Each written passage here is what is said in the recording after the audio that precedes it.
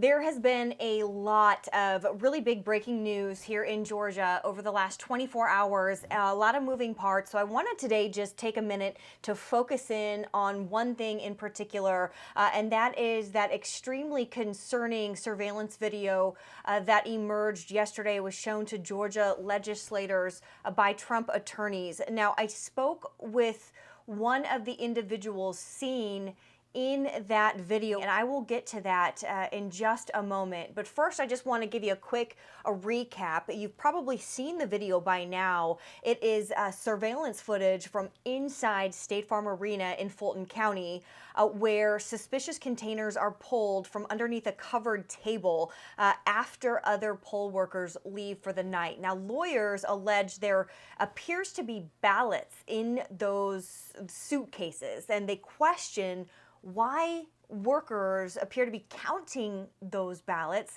without observers present. Here's a snippet with audio from one of the attorneys yesterday. Take a listen. So now they're going to start pulling these ballots out from under this table.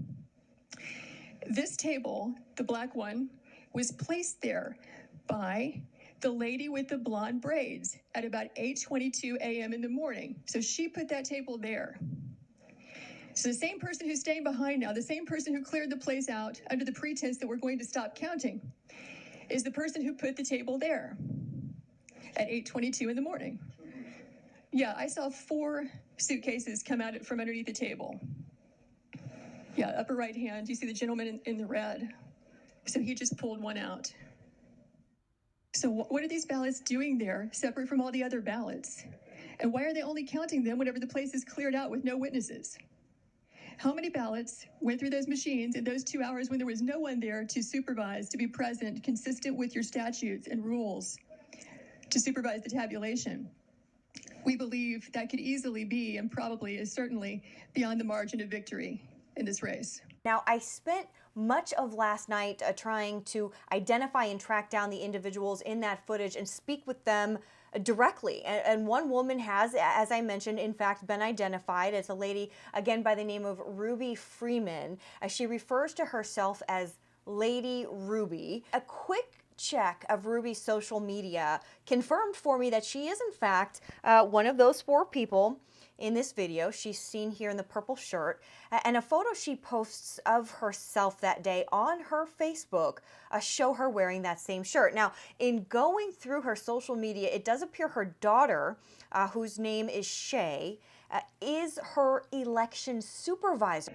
I have a new supervisor. Y'all wanna know who my supervisor is over here? It's my daughter.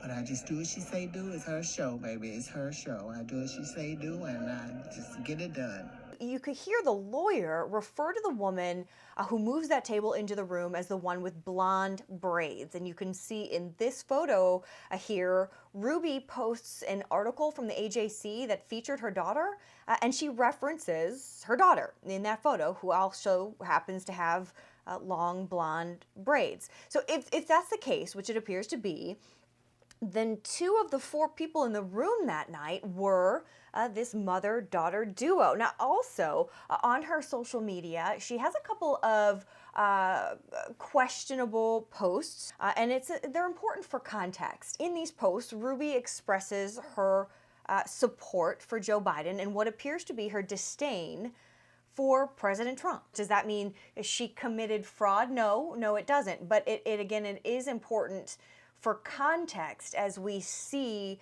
how this plays out for the next several of days. Now, as I mentioned, I did reach out to Ruby to get a comment directly from her to hear her side of the story. I wanted to ask her, were in fact those ballots in the suitcases? Were you guys counting those ballots after other poll workers went home? And if so, why?